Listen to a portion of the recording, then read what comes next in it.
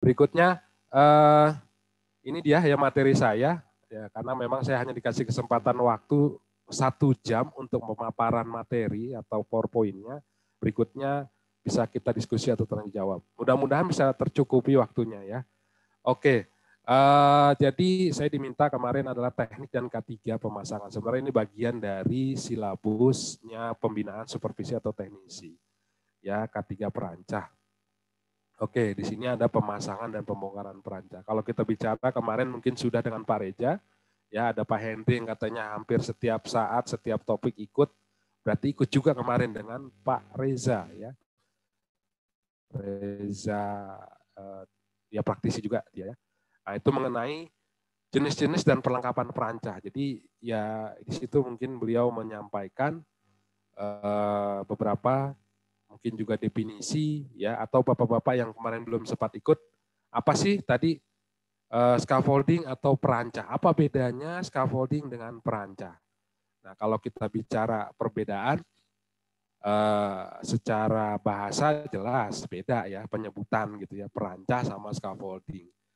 Nah, atau sering juga pernah dengar kata stagger. Apa lagi ini alat kan gitu ya? Atau apa lagi ini? Atau beda enggak? Nah, sebenarnya perancah, stagger, ya scaffolding itu sebenarnya sama aja. Atau bahkan di beberapa pembinaan kadang suka saya kasih ajukan pertanyaan, mana perancah, mana scaffolding, mana stagger gitu ya. Dia bilang kalau yang stagger yang ini Pak, kalau yang scaffolding yang ini ya, atau yang dari bambu atau yang dari kayu itu stagger. Nah, yang dari pipa itu scaffolding. Nah, itu kan karena nggak tahu gitu ya. Oke, ternyata scaffolding, perancah, dan stagger itu adalah sama. Cuma bahasa yang membedakan. Ya. Jadi kalau perancah itu bahasa Indonesia, scaffolding ya bahasa Inggris, nah stagger itu adalah bahasa Belanda. Ya, tadi sempat saya sudah bicarakan, saya sedang mengejar S2 saya mengangkat tentang scaffolding ini. Dari mulai sejarah sampai dengan bahasa gitu ya. Benar nggak sih memang bahasa Belanda itu stagger? Dan saya di Wikipedia, di Google Translate dan segala macam selalu menyebutkan bahwa memang perancah itu bahasa Belandanya adalah stagger. Dan dia mendefinisikan mirip sekali dengan definisi yang ada di kita, yaitu di Indonesia. Sama, hampir mirip mendekati ya definisi yang menurut orang Belanda. Yaitu adalah ini. Ya, apa sih scaffolding atau apa sih itu perancah? Ya, atau itu stagger apa? Adalah ini. Yaitu bangunan atau pelataran platform yang dibuat sementara dan digunakan sebagai penyangga tenaga kerja, bahan-bahan serta alat. Jadi bahwa yang namanya scaffolding itu harus punya yang namanya lantai kerja atau platform. Ya, kalau dia tidak punya lantai kerja atau pelataran, maka dia bukan scaffolding. Itu satu syaratnya bahwa scaffolding atau perancah itu harus punya lantai kerja. Yang kedua, ya perancah itu bersifatnya sementara. Jadi mungkin banyak yang punya lantai kerja, banyak. Apa itu Pak? Misalnya panggung hiburan yang dielas gitu ya, atau panggung tetap fix gitu ya, yang dipatenkan, dipermanenkan, mirip dengan scaffolding, dia punya lantai, dia punya pagar pengaman, dia punya akses, tapi dia bukan scaffolding kategorinya. Atau dia permanen, maka dia bukan scaffolding namanya gitu ya. Jadi kita harus juga bedakan. Kemudian atau seperti tower air ya di rumah Bapak, di kantor atau di mana, di public area gitu, itu ada tower air ya, atau ada yang disebut tower air gitu. Nah itu sama Pak, dia punya lantai kerja karena untuk menahan si tankinya itu. Kemudian apalagi, dia punya pagar pengaman, dia punya. Dia juga punya tangga atau akses. Ya maka dia disebut, ya bukan disebut scaffolding karena apa? Dia dilas, dia permanen. Ya. Jadi kita bedakan mana scaffolding, mana yang bukan. Oke, ya sampai di sini ada pertanyaan. Nanti diskusinya nanti ya setelah saya pemaparan baru nanti ada pertanyaan gitu Pak. Ya, di session kedua Pak nanti. Bapak silakan 1 jam. Oke, baik. Jadi saya sampaikan pemaparan terus baru nanti setelah kurang lebih. Baik.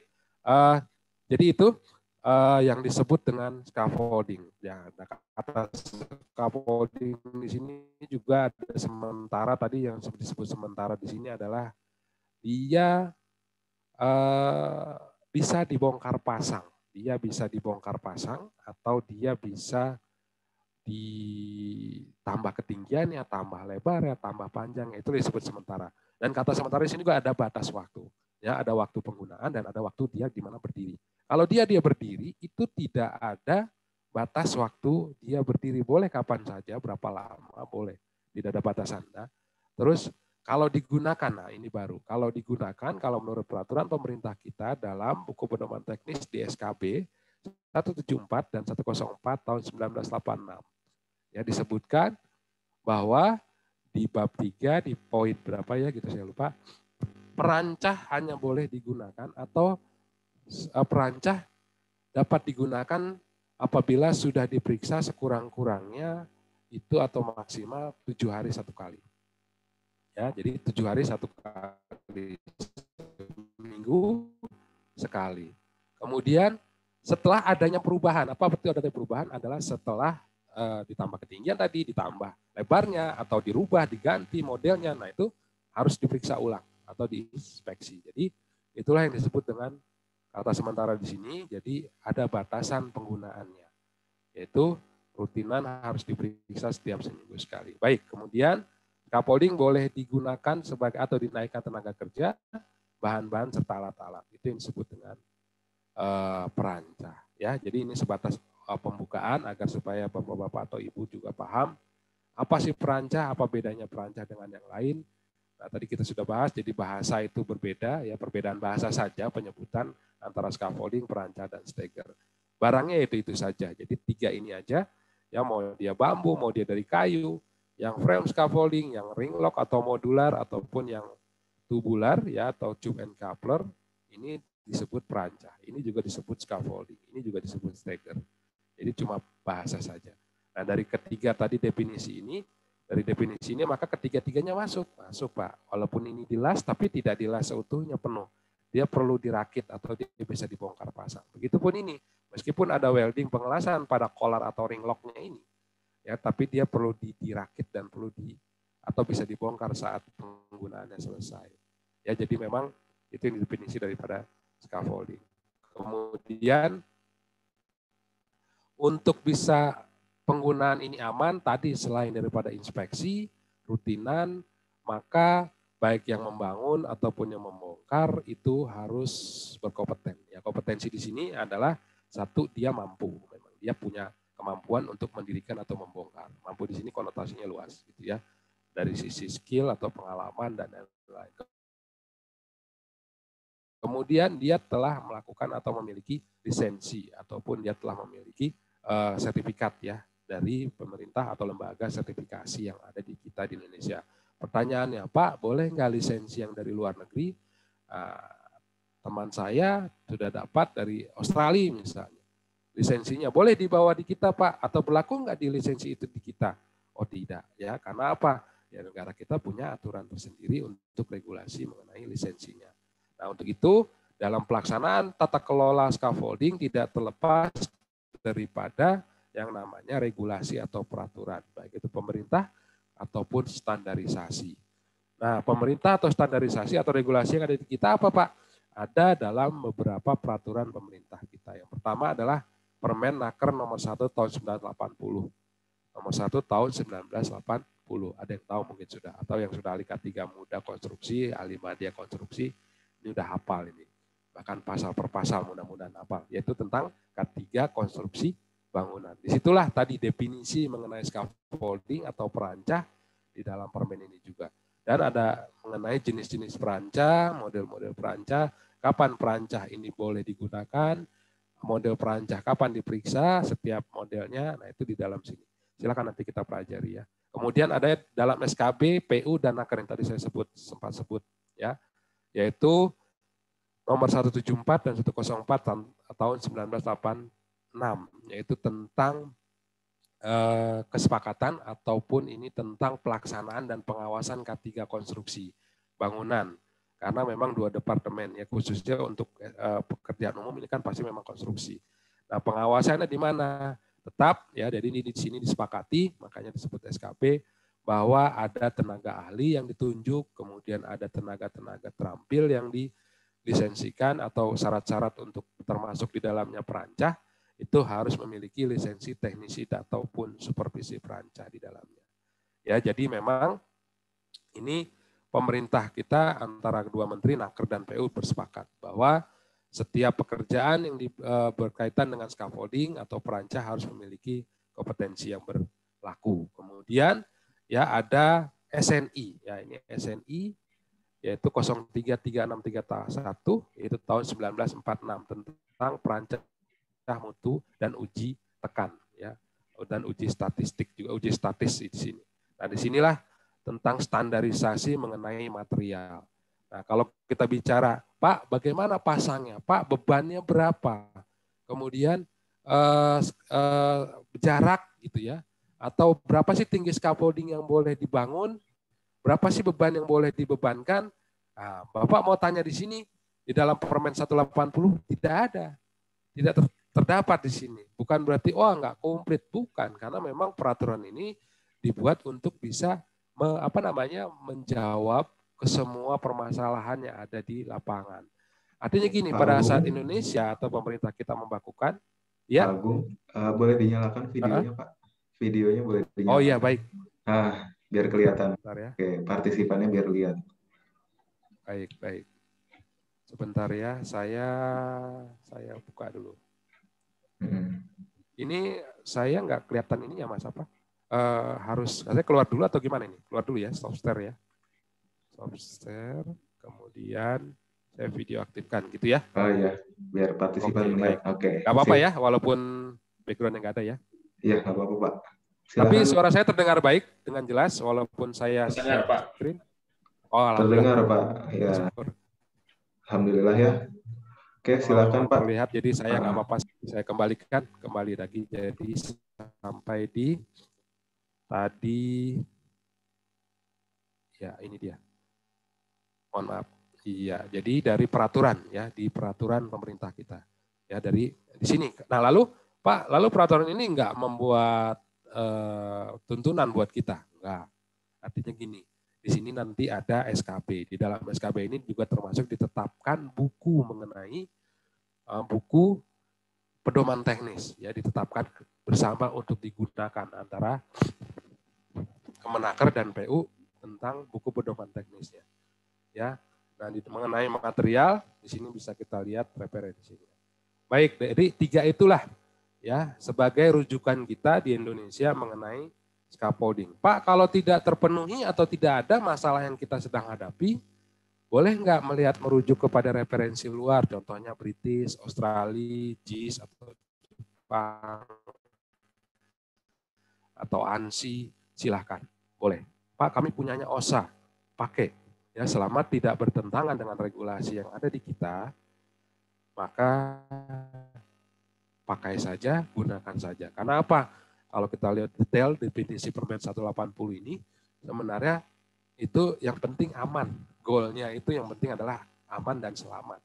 Ya, di saat Anda pakai regulasi Indonesia, regulasi Jepang, regulasi luar negara yang lain, di saat itu Anda bisa aman, silahkan pakai. Gitu ya. Baik, jadi itu dia. Nah, sehingga kita coba bahas mengenai yang pertama, yaitu Permen 180. Di situ bahwa perancah di pasal berapa ini? Perancah yang sesuai dan aman harus disediakan untuk semua pekerjaan yang tidak dapat dilakukan dengan aman oleh seorang yang berdiri di atas konstruksi perancah yang kuat. Berarti syarat-syarat scaffolding atau perancah itu satu adalah sesuai. Ya, aman dan yang kuat. Jadi scaffolding itu harus sesuai. Sesuai di sini adalah sesuai untuk peruntukannya, sesuai dengan pembebanannya. Jadi jangan berlebih bebannya. Bebannya memang scaffoldingnya untuk beban ringan, ya dikasih beban ringan. Jangan dikasih beban untuk beban berat atau kerja berat. Ya, itu yang disebut dengan sesuai. Yang aman di sini berarti ya scaffoldingnya harus bisa mengamankan pekerjanya. Makanya di dalam di dalam pasal 13 di situ di Permen 180 ini juga disebut ya, apabila perancah lebih daripada 2 meter maka harus memiliki pagar pengaman. Ya, pagar pengaman. Jadi di sini ya yang disebut aman. Berarti itu salah satu syarat ya bahwa kalau perancah sudah lebih daripada 2 meter meter harus punya pagar pengaman. Berarti ada hal kewajiban di situ. Karena masih banyak di tempat-tempat kerja kita, mungkin di mungkin tetangganya atau subkontraktornya Bapak yang masih ada perancah khususnya frame biasanya tuh Pak ya, yang frame scaffolding itu yang tidak pakai pagar pengaman. Karena apa? Karena memang materialnya tidak tersediakan. Di komponennya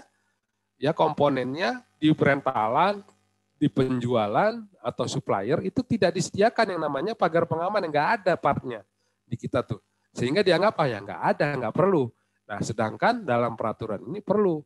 Nah maka ada yang disebut dengan rekayasa nanti, ada rekayasa engineering, ada pengganti kalau memang disediakan, karena memang pagar pengaman itu dengan syarat-syarat ya, ada macam-macam, tingginya harus memiliki 2 dan lain-lain misalnya. Oke, berikutnya perancah yang kuat. Jadi selain sesuai, kemudian aman dan kuat, dalam hal ini berarti dia tidak membahayakan dari sisi, berarti dia kuat secara material, kuat saat dibangun atau dirakitnya, ya strukturnya, dan juga kuat dari stabilitasnya, gitu ya. Sehingga itu yang disebut dengan atau syarat-syarat perancah. Oke, yang sesuai itu yang seperti apa ini yang saya bahas tadi? Salah satunya adalah sesuai fungsinya atau pekerjaannya. Kemudian sesuai bebannya atau jenisnya. Jadi beban tadi ada beban, pembebanan itu nanti dibagi menjadi 3. Ada beban hidup, beban mati, dan beban lingkungan atau beban tambahan. Ya, nah beban hidup sendiri akan dibagi menjadi 3 lagi. Nah, beban hidup itu apa sih? Adalah orang, peralatan, material gitu ya, yang ada di atas lantai kerjanya atau panggungnya itu. Nah itu disebut dengan beban hidup. Nah kita bahas ke beban hidup saja, beban mati dan beban lingkungan kita tidak bahas untuk kali ini. Ya, nah, sesuai bebannya di sini berarti beban hidup tadi dibagi 3 lagi Pak Agung. Ya, apa saja? Yaitu beban ringan, beban sedang, dan beban berat. Gitu ya. Jadi beban orang tadi, peralatan dan material pun dibagi menjadi 3. Jadi mungkin yang disebut beban ringan itu ini bisa hanya dimaksimalkan 2 orang misalnya. Kalau beban sedang itu bisa 4 orang misalnya. Beban berat bisa 6 orang ditambah peralatan. Itu maksudnya. Nanti juga ada batasan. Ada dalam bentuk satuan kilogram, nanti saya bahas. Itu yang disebut dengan sesuai beban. Kemudian sesuai dengan materialnya. Ya, jadi material ini kan jenis-jenisnya. Jadi scaffolding itu ada jenis-jenisnya. Ada frame, ada tubular, dan modular. Jadi sesuai dengan materialnya. Tidak boleh mengkombinasi. Beda dengan merekayasa engineering. Ya, bedakan antara mengkombinasi dengan merekayasa engineering. Mengkombinasi itu gini. Misalnya contohnya pipa yang tebal 4 cm, 4 mili gitu ya, atau 3,2 mili, digabung dengan 2,4 tebalnya. Nah itu namanya mengkombinasi, mencampur aduk, nggak boleh. Tapi kalau misalnya tadi lantai kerjanya nggak ada Pak, terus saya pakai pipa dan klem, itu namanya rekayasa engineering. Boleh seperti itu. Ya, bukan mengkombinasi itu, merekayasa engineering. Tapi kalau tadi mencampur antara tebal pipa yang 3,2 dengan 2,4, itu nggak diizin. Atau klem. Nah, klem sendiri kan ada 2 jenis. Ada klem British, ada klem JIS Jepang. Nah, bedanya apa klem British sama klem Jepang? Klem British itu kunci ratchetnya 21, klem Jepang itu kunci ratchetnya 17, beda Pak. Nah itu dicampur aduk dalam satu struktur scaffolding. Itu namanya mengkombinasi, nggak boleh. Jadi yang disebut kesesuaian material di sini adalah kalau mau British, British semua. Kalau mau Jepang, Jepang semua. Gitu ya. Nah itu yang disebut dengan kesesuaian material, disebut atau tidak mencampur aduk. Baik, kemudian sesuai dengan ketentuan atau regulasi. Ya jelas, jadi sesuai ketentuan atau regulasi ini standar teknisnya, cara bangunnya. Ya, kalaupun memang pemerintah kita sudah menetapkan dalam aturan atau dalam surat edaran atau dalam buku pedoman pembinaannya, pelatihannya, ya yang resmi, bukunya harus itu, ya kita harus ikutin dengan standar yang ada. Karena apa? Itulah pilihan atau itulah anjuran dari pemerintah kita untuk agar supaya aman. Ya, dalam hal ini berarti ada dalam buku pedoman teknis SKB. Ya, itu di situ ada berlakunya buku pedoman teknis. Maka disitulah ya kita bisa menjadikan rujukan atau patokan secara teknis. Kalau memang tidak ada, Boleh nggak lihat buku lagi? Mungkin Bapak pernah ikut pelatihan atau pembinaan, dikasih modul, dikasih bahan ajar, dan di situ bisa jadikan. Karena apa?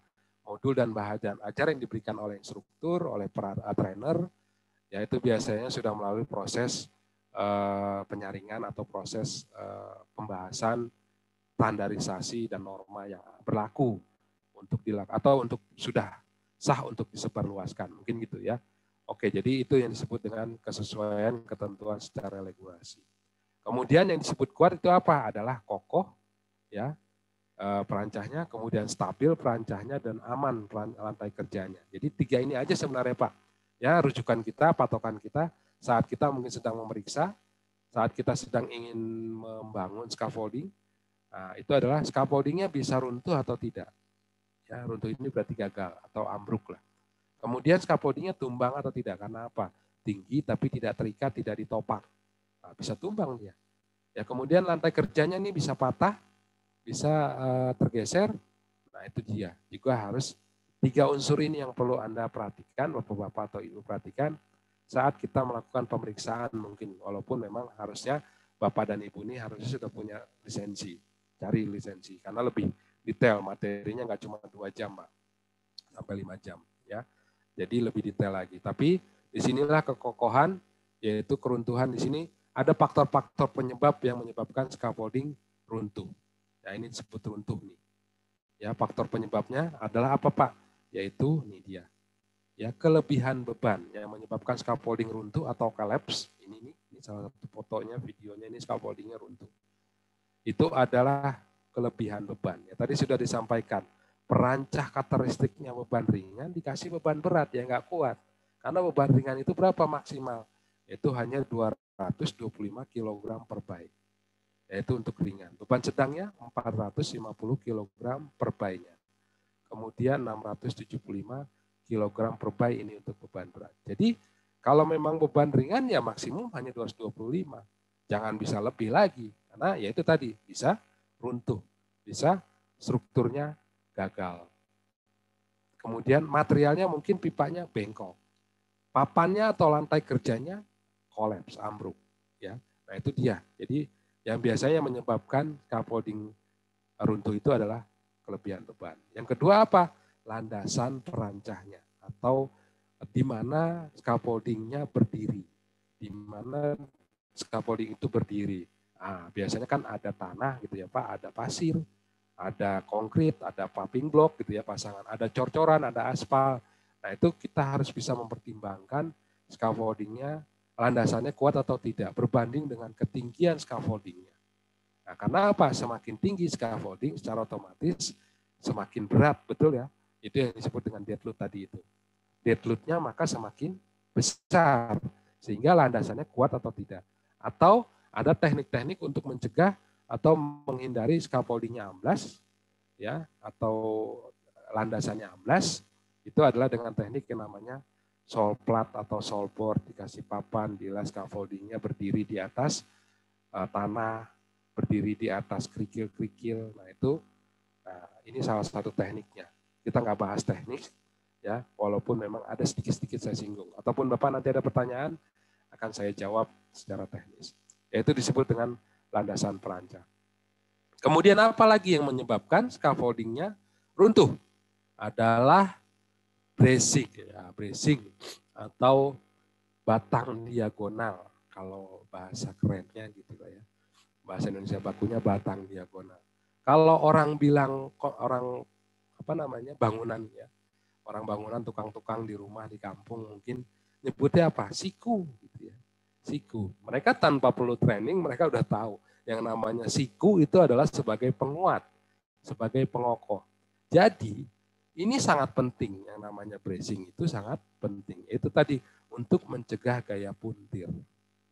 Ya, gaya puntir daripada scaffolding kita. Jadi nggak gerak, beda antara scaffolding yang tidak menggunakan bracing dengan scaffolding yang menggunakan bracing atau siku ini.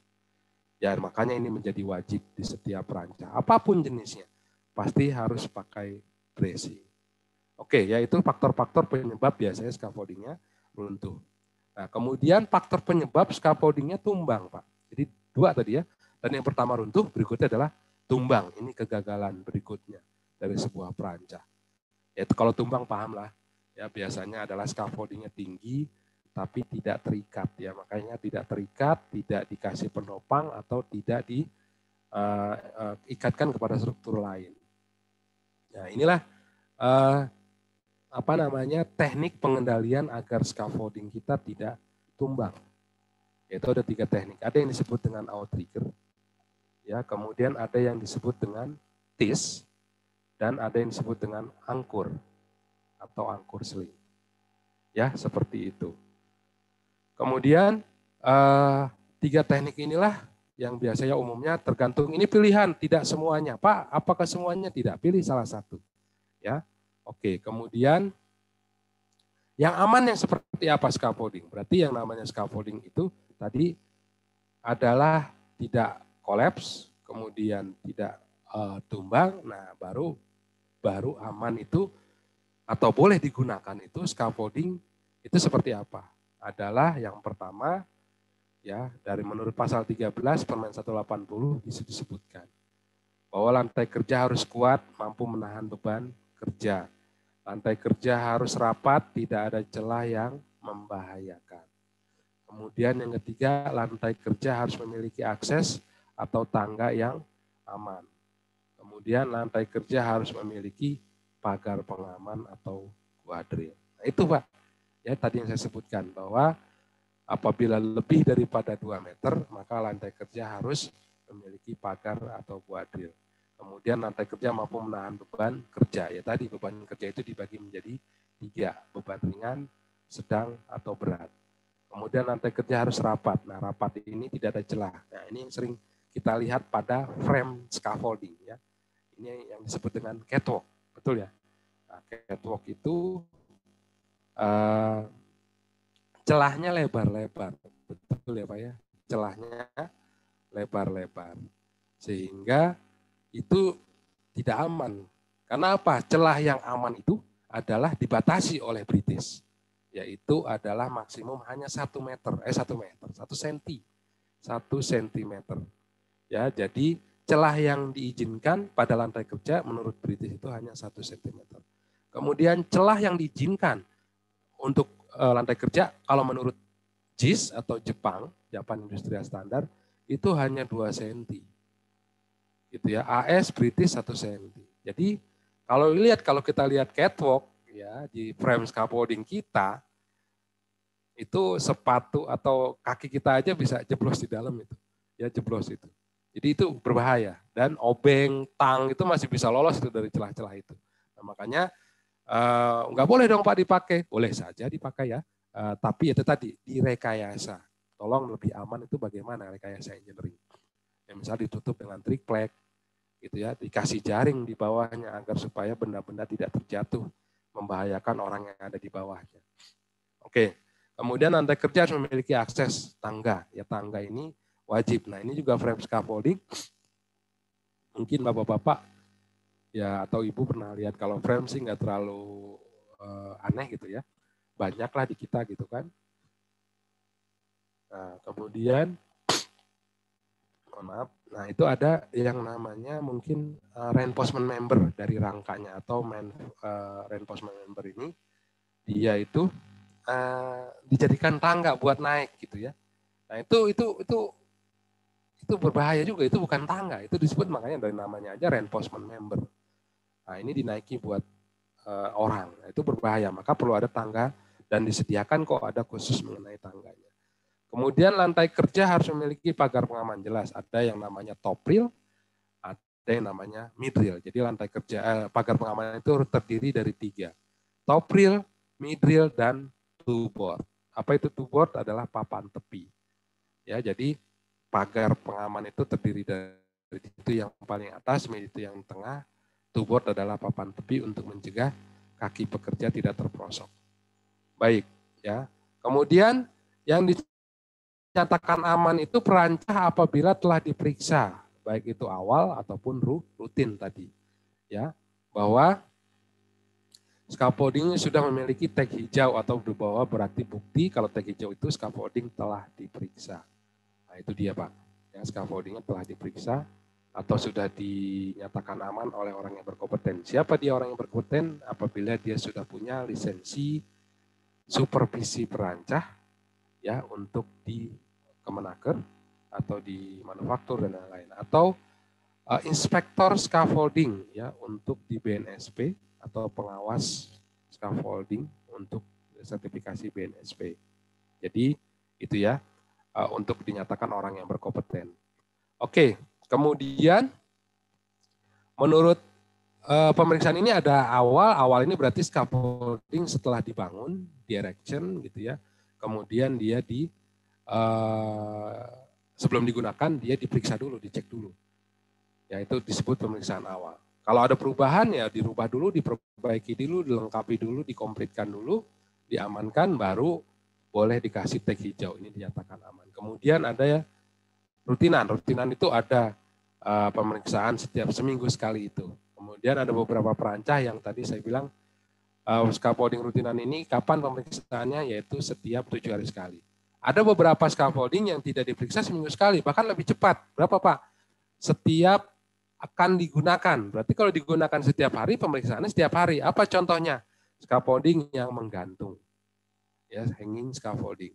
Kemudian ada scaffolding mobile atau scaffolding yang beroda. Nah, itu diperiksa setiap akan digunakan. Ya, jadi beda-beda. Tapi secara umum selain daripada 2 jenis scaffolding itu adalah diperiksa setiap 7 hari 1 kali. Ya. Nah, kalau kita bicara peraturan dulu Permen 180 pasal 2 dan 3, setiap pekerjaan konstruksi harus dilaporkan kepada pejabat terkait.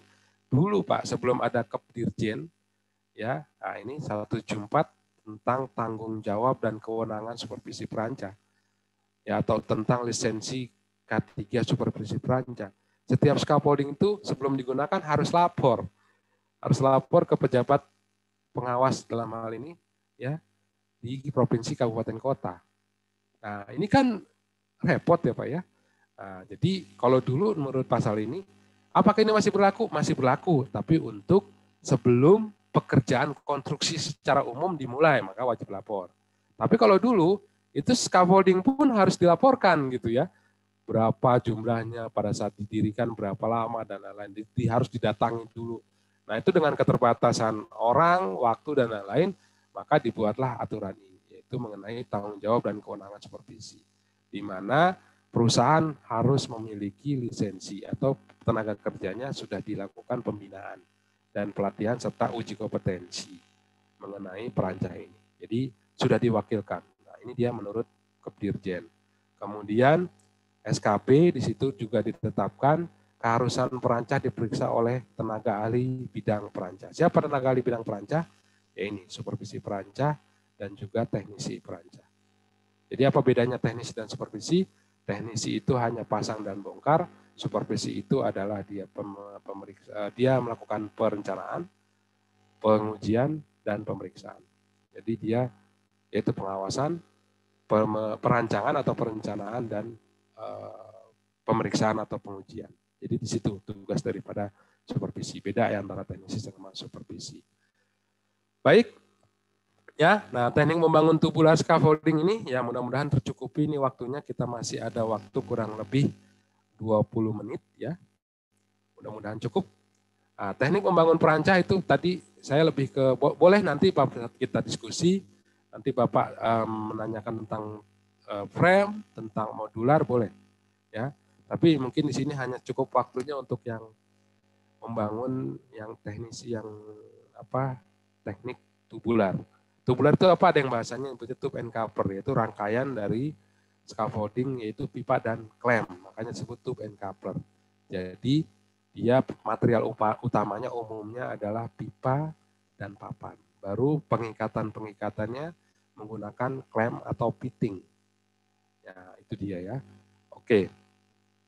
Nah, struktur utamanya adalah ini, yaitu terdiri dari 4, yaitu ada yang disebut standar atau pos. Nah ini standar atau pos namanya tiang lah kalau bahasa kitanya ini, tiang standar bahasa teknisnya. Kemudian ada ledger yang memanjang di depan dan di belakang sana. Di sini di depan dan di belakang sana itu disebut dengan ledger. Kemudian ada transom. Apa itu transom? Transom ini adalah yang melintang. Posisinya horizontal sama dengan ledger. Kalau ini posisinya vertikal, horizontal. Transom juga sama, horizontal. Namun dia melintang atau crossing dengan ledger. Ya, crossing dengan ledger. Itu disebut dengan transom. Ada yang nyebutnya juga runner. Sama. Kalau transom itu istilah Australia, runner itu istilah British. Oke ya. Kemudian ada yang diagonal ini. Itu disebut brace atau bracing siku tadi. Ya, maka ini juga wajib dipasang. Oke, brace ini ada dua, ada face brace, ya, artinya yang di depan, dan ada end brace yang di sampingnya. Gitu ya. Nah, ini baru secara umum luasnya lagi atau lebih komplitnya lagi lah scaffoldingnya ini. Istilah-istilahnya. Bapak boleh mungkin screenshot atau foto silahkan dihafalkan gitu ya. Oke, jadi nanti secara teknis ini, Pak kenapa sih pakai, atau untuk apa sih ini fungsinya dinama-namain kayak gini? Ya ini bahasa teknis Pak, satu biasanya bahasa teknis itu untuk mempermudah komunikasi secara global, secara umum. Kemudian mempermudah komunikasi di lapangan. Jadi kalau semua udah paham, udah sama, udah satu pemikiran bahwa yang namanya transom ini, yang namanya ledger ini, saat praktek di lapangannya akan lebih mempermudah. Tidak kesalahpahaman, itu dia maksudnya. Yaitu komunikasi verbal secara langsung. Kemudian sebagai komunikasi itu juga lebih mempermudah untuk komunikasi secara nonverbal seperti kertas gitu ya, seperti buku, seperti SOP, prosedur kerja, JSA, dan lain-lain. Itu akan lebih mempermudah penyebutan ini atau penulisan ini sehingga bisa tersampaikan maksudnya gitu. Ya, jadi itu tujuan daripada bahasa-bahasa teknis ini. Kemudian ya selain itu ya ini menjadi bahasa baku dunia. Sama di semua negara, hampir sama bahasanya. Tadi cuma bedanya sedikit antara runner sama transom. Kemudian ada pos, ada standar. Ya beda, sebenarnya beda antara pos sama standar itu sama. British, Australia, pos juga. Australia juga standar juga. Cuma bedanya antara pos sama standar itu adalah yang gantung dan yang independen. Nah ini atau standing. Nah, yang menggantung juga sama vertikal. Fungsinya juga sama sebagai pengikat. Tapi dia posisinya tergantung gitu ya, hanging. Maka nyebutnya pos bukan standar. Nah itu salah satu banyak. Nah ini kita tidak fokus ke arah situ. Kemudian kita hanya sekilas saja ini ya, tidak detail, tidak karena hanya sebatas pengetahuan teknis saja. Tadi sebenarnya dasarnya adalah tadi Pak ya, scaffolding itu pegangan kita, Anda secara teknis itu cuma 3, yaitu apa? Perhatikan daripada scaffoldingnya, yaitu bisa ambruk atau collapse tidak, atau disebut dengan runtuh tadi.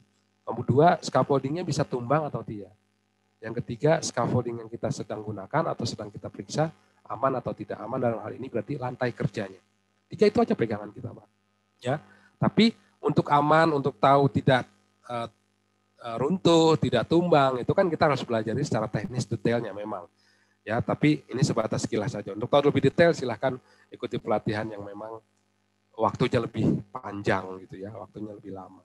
Sehingga bisa dijelaskan lebih detail. Oke, nah ini ada yang disebut dengan klem dan ada yang pipa. Klem sendiri dibagi menjadi 2, ada rigid klem, ada swivel klem, klem mati atau klem hidup gitu ya. Nah ini berbeda-beda. Pemasangan juga harus diatur dari di sini, makanya ada yang di atas, murnya di atas, ini di atas atau di bawah, di dalam, nah seperti ini. Di luar atau di dalam, standar pemasangannya, di atas atau di bawah si transom ini. Ya, kemudian si ini, nah ini diatur Pak ya, di dalam pelatihan, dalam standar teknis. Kalau di pelatihan yang durasinya agak lebih lama, ini biasanya dijelaskan secara detail dan panjang. Kemudian tadi ini ya pembebanan itu dibagi menjadi 3 Pak. Nah, tolong ini yang mungkin penting juga ini, namun tidak bisa saya sampaikan secara banyak. Minimal ini Bapak punya pegangan dulu lah. Bapak punya pegangan mengenai tadi pembebanan itu. Ada beban ringan, ada beban sedang, beban berat.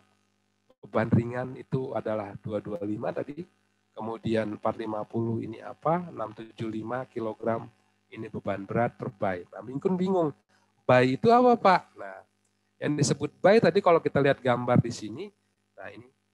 By itu adalah yang ke sini, jumlah ini, jumlah kolom memanjang dari bawah ke atas. Itu disebut by. Jadi ini by ke-1, by ke-2, by ke-3, by ke-4. Jadi ini scaffolding ada 4 by. Ya, mau yang di sini, mau yang di sini ya, sama aja. Ini by ke-1, ini by ke-2. Baru ada yang disebut lift. Lift itu ini jajarannya 1, lift ke-2, lift ke-3, lift ke-4. Berarti scaffolding ini ada 4 lift. Gitu ya Pak. Jadi itu yang disebut by berarti mana? Berarti kalau di sini beban ringan. Ini bisa pakai pen enggak ya, pen table. Sebentar, saya mudah-mudahan bisa pakai remote control ini. Oh ternyata nggak bisa pakai pen Pak. Oke ya. Jadi seandainya di sini adalah beban ringan. Tadi satuannya beban ringan itu berapa? Adalah ya 225 kg per by. Berarti kalau di sini ada 2 by ya Pak. Di sini ada 2 by. Karena satuannya 225 kg per by, maka setiap by ini adalah 225, di sini 225. Berarti total keseluruhan ini 450. Bukan berarti di sini boleh dibebankan 450 pada satu by, tidak. Karena tadi hanya maksimum 225 kg per by. Berarti satu by-nya hanya maksimum 225. Seperti itu. Ya. Nah, ini kilogram per by, per by, per by. Apa yang membedakan antara beban sedang, beban ringan, beban berat? Yaitu adalah jarak, Pak. Ya, di sini ada dimensi, ada panjang, ada lebar. Nah, dalam satu by ini, maka tadi setiannya kilogram per by, maka ukurannya pun per by. Jadi, kalau beban ringan itu hanya boleh maksimum yaitu, ini dia Pak, 3 meter pada ledger. Ledger itu mana sih? Ledger itu yang depan tadi. Ya, ini ledger. Transom itu yang samping ini. Maka hanya boleh, ya maksimumnya adalah 3 meter. Dan transomnya hanya boleh 2,4. Nah, maksimumnya hanya 2,4 meter. Jadi di sini, ini 3 meter, ini 2,4. Atau di sini 2,7 juga boleh. Di sini 2,2 juga boleh. Masih masuk kategori ringan. Berarti hanya boleh dibebankan 225 kg dengan komposisi ini. Lalu kapan Pak masuk kategori beban berat?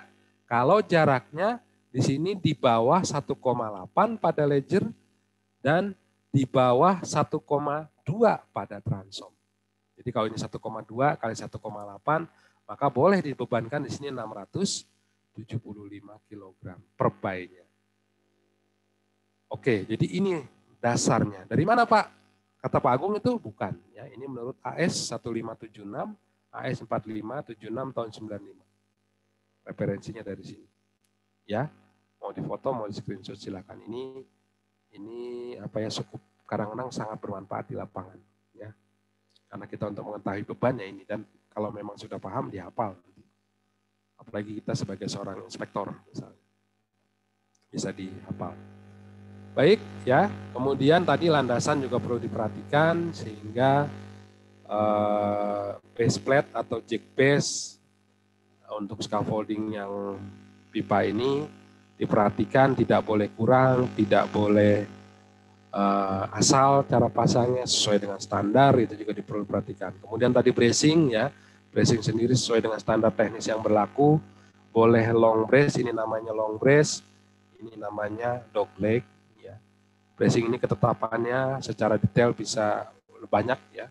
Ini banyak aturan sebenarnya, tapi saya hanya sebatas menyampaikan fungsinya apa, modelnya seperti apa yang disebut dengan bracing ya ini. Jadi hanya sebatas ini. Nanti diskusi kita bisa lebih detailkan lagi. Nah ini salah satu contoh yang disebut dengan bracing. Jadi bracing itu juga dibedakan, ada bracing beban ringan, bracing beban berat, bracing beban sedang, itu beda-beda ya. Nah, bracing sendiri selalu berposisi bersilangan. Ya, ini Bapak-Bapak udah paham. Kemudian bracing samping itu tidak boleh langsung. Kalau tadi ada yang disebut long brace, kalau samping ini hanya dogleg, tidak boleh tidak, dan tidak boleh ada yang kosong bracing, tidak di bracing gitu, lift yang tidak di bracing.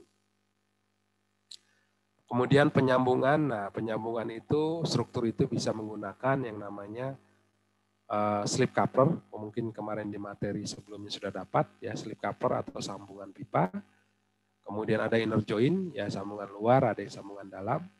Nah ini model seperti ini apakah diizinkan sambungan? Ini sudah tidak diizinkan lagi. Menurut regulasi AS, ya AS juga British juga sama. AS 1576.2 tahun 2010 sudah tidak diizinkan lagi sambungan tumpang tindih seperti ini. Ya, ini sudah dilarang lagi. Oke. Kemudian ya, lantai kerja ini juga perlu diperhatikan, lantai kerja kita. Ya, lantai kerja itu bersilangan posisinya ke sini, tidak boleh ke sini. Ya, jadi memanjang, itu pemasangan papan itu memanjang. Papan itu boleh pakai papan kayu, masih diizinkan, atau menggunakan papan metal plank atau nyebutnya asiba, boleh. Ya. Kemudian papan wajib diikat, ya lantai kerja, baik menggunakan klem atau menggunakan kawat masih boleh. Kemudian ada apa itu putlok? Putlok adalah papan gelagar yang di tengah tadi. Agar supaya aman, maka perlu dibanyakan putloknya ini. Nah, putlok itu papan penahan papan agar tidak patah. Jadi batang ini bisa 1, bisa 2, bisa 3. Bergantung tebalnya papan dan jarak bentangannya. Oke. Ya, kemudian ini tabel, ya, ini tabel mengenai jarak aman untuk papan antara tebal papan dengan jarak yang aman antar putlok. Nah, ini bisa dilihat atau bisa difoto atau dicatat.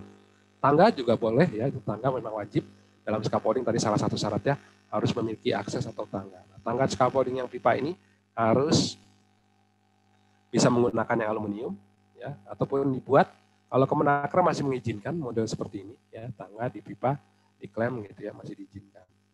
Kemudian namun jarak perlu diperhatikan ya, jarak amannya itu 30 cm setiap anak tangga. Baik, tangga boleh dipasang di luar ataupun di dalam dengan syarat kemiringan yang tertentu atau yang aman. Kemudian yang terakhir adalah guardrail. Apa itu guardrail? Guardrail adalah pagar pengaman, ketentuannya tadi. Maksimum ketinggian berapa sih guardrail? Nah, kalau di kita di Indonesia itu antara 100 meter sampai 120. Nggak boleh kurang dari 1 meter lah. Ya, ini top railnya maksimum. Karena posisi aman adalah sepinggang. Itu dia. Jadi nggak boleh kurang dari 1 meter tinggi top railnya. Baru terpasang juga mid rail atau pagar tengah dan terpasang juga two-board atau papan tepi. Itu syarat lantai kerja yang disyaratkan dalam peraturan di pemerintah kita mengenai perancah ini. Baik, itu dia ya mengenai paparan daripada scaffolding yang tubular. Ada pertanyaan sampai sini, Pak? Kalau prosedur ya, prosedur kerja untuk perancah biasanya dimulai dengan apa? Izin kerja. Ya, prosedurnya yang aman untuk pekerja itu pertama mereka harus mendapatkan izin kerja, jelas. Anda juga sebagai seorang safety, sebagai seorang manajemen atau pengawas supervisor, ya itu harus menyiapkan yang namanya izin kerja lembarannya.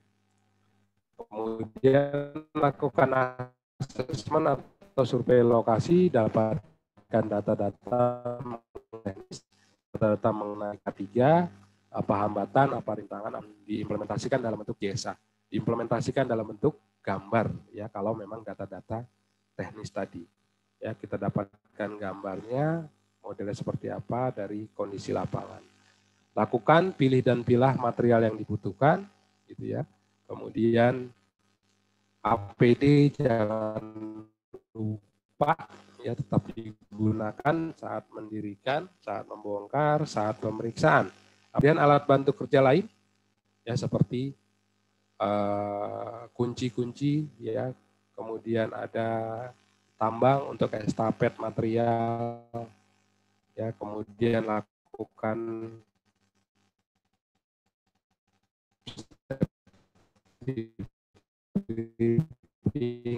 safety talk, pembagian satu dan lain-lain. Dibacakan biasanya job safety analisisnya, baru dilakukan pasang dulu yang Jordan claim. Apa ini? Ada yang disebut dengan Jordan claim. Jordan claim ini adalah angkur buat lanyard di saat kita nanti posisi. Jadi kenapa kok Pak udah dipasang terlebih dahulu sebelum scaffoldingnya ada? Karena kalau sudah berdiri satu lip, nanti kan orangnya naik ke atas, ya. Nah, secara otomatis tinggal mencantumkan pada perancang. Dan norma-norma ini harus tetap dijalankan atau diberikan informasi ke mereka. Karena banyak kecelakaan kerja juga justru bukan saat scaffolding berdiri, saat scaffolding didirikan atau dibongkar. Karena apa? Perilaku atau habit mereka yang biasa, nggak pakai papan juga aman, nggak perlu, nanti ini menyusul saja. Nah, akhirnya mereka terjadi kecelakaan kerja. Seperti ya terakhir kasus Semarang ya, PLTU mana? Nah, itu dia kan orangnya jatuh dari ketinggian, fatality di situ ya. Tapi pakai body harness. Nah, itu kan lucu ya. Orang meninggal jatuh dari ketinggian, tapi dia pakai body harness. Kenapa? Nggak dicantol lanyardnya. Nah, itu salah satu contoh ya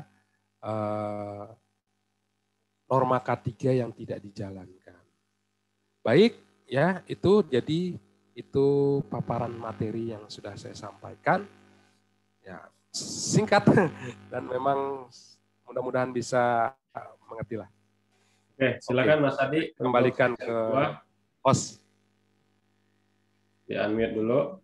Baik, terima kasih Pak Agung ya. Mohon izin share screen kembali. Oh ya, baik. Saya share screen. Oh, Bapak. Oke, Bapak Ibu semua, terima kasih atas presentasinya Pak Agung. Sangat menarik dan luar biasa ya topiknya pada hari ini.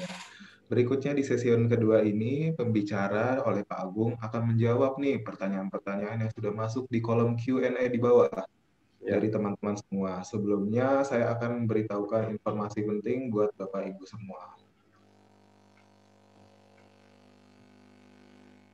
Saya bacakan atau Pak Denny? Saya Pak. Oke, Pak Agung ya. Oke, Bapak Ibu semua.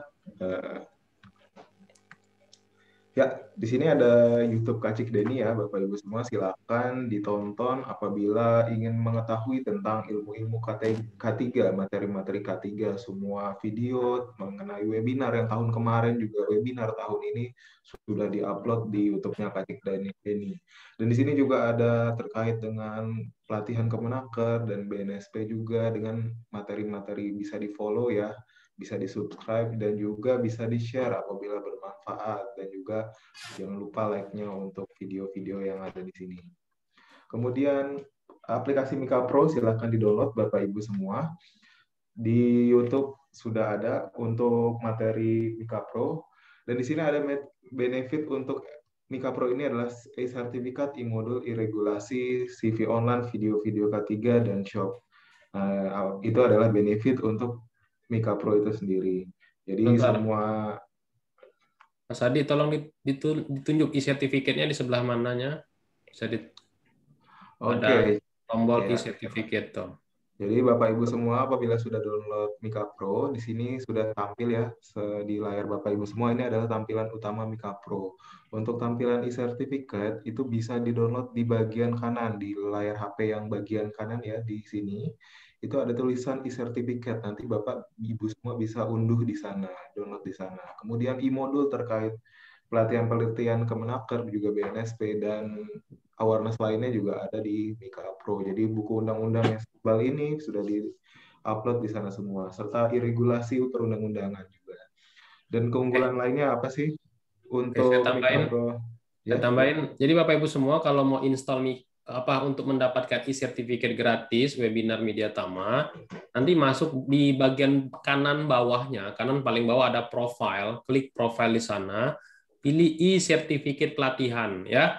Nah, e-sertifikat pelatihan masing-masing webinar itu paling cepat 2x24 jam. Jadi jangan sampai baru kelar 5 menit udah nanya e-sertifikatnya mana. Ya, tunggulah, bersabar dulu. Kenapa karena kami harus validasi dulu data Bapak Ibu semua. Nah, untuk mendapatkan e-sertifikat secara gratis, saya udah info di bagian room chat ya. Jadi bagi Bapak Ibu semua wajib menginstal dulu Mika Pro-nya dan mengupgrade ke Platinum dulu. Nah, kalau sudah di-upgrade ke Platinum, di screenshot. Nah, setelah screenshot, baru Bapak Ibu semua mengisi formulir absen ya, yang sering setiap webinar itu akan diberikan ya formulir absennya dengan kode webinar yang berbeda-beda. Kapan Pak absennya? Nah, kebiasaan host akan memberikan di session yang kedua. Session yang kedua itu adalah session tanya jawab. Nah, disitulah teman-teman semua bisa mengisi absen dan teman-teman semua 2 kali 24 jam paling cepat akan kelihatan langsung e-sertifikatnya. Oke, silakan dilanjutkan, Mas Adi. Oke, baik. Terima kasih ya Pak Denny atas tambahannya. Jadi untuk Mika Pro ini juga bisa ya, manfaatnya Bapak Ibu semua bisa membuat CV online. Jadi silakan dimasukkan data-datanya. Nanti akan terotomatis membuat CV ya, sudah otomatis terbuat CV-nya. Kemudian ada juga video-video K3 dan shop K3. Di sini juga ada shop K3, itu adalah jual beli barang-barang K3 yang sudah difasilitasi di Mika Pro. Nah, di Mediatama sendiri juga ada pelatihan Kemenaker dan BNSP. Yang pertama ini ada ahli K3 umum ya, sertifikasi Kemenaker RI. Kita sudah running di 10 sampai tanggal 24 April 2021. Untuk di batch selanjutnya di bulan Mei ya, di tanggal 22 Mei sampai tanggal 8 Juni 2021. Yang mau ikut silakan di batch berikutnya, di batch Mei. Kemudian kita running kembali di bulan Juni, tepatnya di tanggal 16 sampai tanggal 30 Juni. Silakan dihubungi sales Mediatama atau bisa langsung dengan saya untuk pendaftarannya. Kemudian untuk selanjutnya ada juga training Auditor SMK 3 sertifikasi Kemenaker RI. Jadi Bapak Ibu semua yang sudah training ahli K3 umum, silahkan dilanjut kembali ke Auditor SMK 3. Jadi setelah ahli K3 umum, auditor ya. Di sini Auditor SMK 3 sudah running di tanggal 26 April sampai 3 Mei ya. Kemudian kita running kembali di tanggal 24 sampai 31 Mei 2021. Dan untuk di batch selanjutnya ada di tanggal 10 sampai tanggal 16 Juni 2021. Nah, ini untuk sertifikasi Kemenaker RI, ahli K3 listrik. Jadi Bapak Ibu yang background-nya di bagian teknik, terutama di listrik, bisa ikut di ahli K3 listrik. Di sini kita sudah running di tanggal 14 April sampai 5 Mei, kemudian di tanggal 27 Mei sampai 15 Juni ya, ada juga, dan di batch selanjutnya di tanggal 17 Juni sampai tanggal 7 Juni 2021. Nah, ini untuk juga teknisi K3 listrik. Jadi Bapak Ibu bisa ikut nih minggu depan running di tanggal 23 April 3 Mei 2021. Silahkan daftar atau di batch selanjutnya di tanggal 28 Mei sampai tanggal 5 Juni 2021 juga bisa ikut di bulan Juni tanggal 19 sampai 26 Juni 2021. Untuk Bapak Ibu yang berasal dari ini konstruksi atau manufaktur boleh ikut ahli muda K3 konstruksi sertifikasi Kemenaker RI. Bisa daftar di tanggal 28 Mei sampai 5 Juni, ini pelatihannya sudah mau running ya. Sudah mau running. Kemudian di tanggal Juni, di bulan Juni tanggal 23 sampai 30 Juni 2021. Nah, ini juga ada supervisi peranca. Ya, silakan daftar supervisi peranca. Kita running minggu depan tanggal 26 April sampai 3 Mei. Minggu depan ya, hari Senin running. Dan di bulan Mei juga ada di batch selanjutnya, tanggal 29 Mei sampai 5 Juni, dan di tanggal 24 sampai 30 Juni 2021. Ini Bapak Ibu yang dari peranca atau dari sektor konstruksi ataupun dari scaffolding yang ingin ikut sertifikasi Kemenaker RI Supervisi Peranca bisa daftar di batch bulan ini di tanggal 26 April sampai 3 Mei. Silakan daftar, kalau mau daftar hubungi ke saya. Nanti bisa saya bantu untuk proses pendaftarannya. Kemudian kita juga ada petugas P3K yang running di tanggal 24 sampai tanggal 29 April 2021. Di batch selanjutnya ada di tanggal 28 Mei sampai tanggal 30 Juni, dan di batch selanjutnya di bulan Juni ya, tanggal 12 sampai 17 Juni 2021. Dan untuk petugas peran kebakaran kelas D sertifikasi Kemenaker RI running di April 22 April sudah lewat ya. Tanggal 22 sampai tanggal 27 Mei dan tanggal 5 sampai tanggal 9 Juni 2021. Ini untuk petugas kebakaran kelas D. Nah, Bapak Ibu yang ingin menanyakan terkait dengan pelatihan di Media Tama atau training K3 di Media Tama, bisa hubungi saya di nomor 0821 2518 1430. Untuk yang kepo dan ingin tahu tentang Media Tama, silahkan di-follow di Instagram Media Tama dan di Facebooknya Media Tama, Tama Media Tama Sertifikasi, dan di YouTube Media Tama Kacik Deni atau Media Tama Academy ya. Dan ini ada website Media Tama, silakan dikunjungi www.mediatama.co.id. Di sana sudah ada informasi seputar terkait dengan training K3 yang ada di website. Nah, ini juga ada informasi nih buat Bapak Ibu semua. Kita memberikan jaket bomber K3 dan logonya dengan Media Tama, bagus ya seperti ini ya. Tapi ada syaratnya Bapak Ibu semua, silakan diinstal aplikasi Mika Pro Platinum. Share sebanyak-banyaknya link YouTube, Kacik Deni ke Facebook, LinkedIn, IG. Follow dan like videonya dan TikTok sebanyak-banyaknya. Nah, nanti kita akan lihat nih siapa yang paling banyak follow dan share. Nanti setiap Jumat kita akan tentukan pemenangnya siapa. Nah, ini orang-orang yang sudah pernah mendapatkan jaket bomber dari Media Tama. Bagus ya. Nah, ini ada praktisi juga ada dari peserta yang sudah mendapatkan jaket bomber dari Media Tama. Oke, baiklah Bapak Ibu semua. Saya akan pilih pertanyaan yang relevan dengan topik hari ini. Bagi pertanyaan yang tidak sesuai, mohon maaf. Dengan topik hari ini, saya hold terlebih dahulu ya, mohon maaf. Pertanyaan pertama yang sudah masuk, saya coba lihat dari kolom Q&A. Saya bacakan ya. Ini ada pertanyaan nih Pak Agung dari Bapak Winarno. Pak Agung mau tanya, apakah teknik perancah ini ada regulasinya dan apa yang bisa dilakukan atau bagaimana tahapannya? Gimana Pak Agung tanggapannya? Baik, Pak Winarno ya, yang dari Ya, pertanyaannya apakah perancah ini ada regulasinya? Ya, dalam hal ini pertanyaannya mungkin material atau apa ini ya? Mungkin mudah-mudahan sih material ya. Kalau material regulasinya itu tadi kita bisa lihat ke SNI ya 3136 tahun 1994 tadi ya Pak ya. Itu mengenai standar penggunaan material yang digunakan. Kalau regulasi mengenai bagaimana cara pasang, kekuatan seperti tadi ya, beban berat, beban ringan, beban sedang, terus maksimum bebannya berapa, jaraknya berapa. Nah, itu ada di buku pedoman teknis SKB 174 dan 104 tadi tahun 1986. Di situ juga ada mengenai pembebanan. Itu disebut mungkin yang dimaksud regulasi gitu ya Pak Winarno ya. Oke, mungkin itu Pak Adi, silakan ada lagi. oke ada lagi nih Pak pertanyaan selanjutnya ya. Dari Pak Muhammad Irfan Irianto nih. Mau tanya Pak, mohon izin tanya. Kalau sudah punya lisensi ahli perancah, scaffolding dari BNSP K3 Migas, apakah berlaku juga untuk di pekerjaan konstruksi di area Depnaker atau PUPR? Baik, ya. Jadi mengenai perbedaan lisensi, bukan perbedaan lisensi, lisensi yang didapat, ya, lisensi yang didapat dari jalur pembinaan PJK 3 Kemenaker dan melalui jalur uji kompetensi dari BNSP gitu ya, baik itu pembekalan atau pembinaan pelatihannya dan uji kompetensinya. Apakah berlaku juga untuk di pekerjaan konstruksi di area Depnaker atau PUPR? Baik, yang pertama saya jawab adalah apakah PUPR BNSP juga resmi dan ilegal? Resmi Pak, legal gitu ya, resmi dan legal.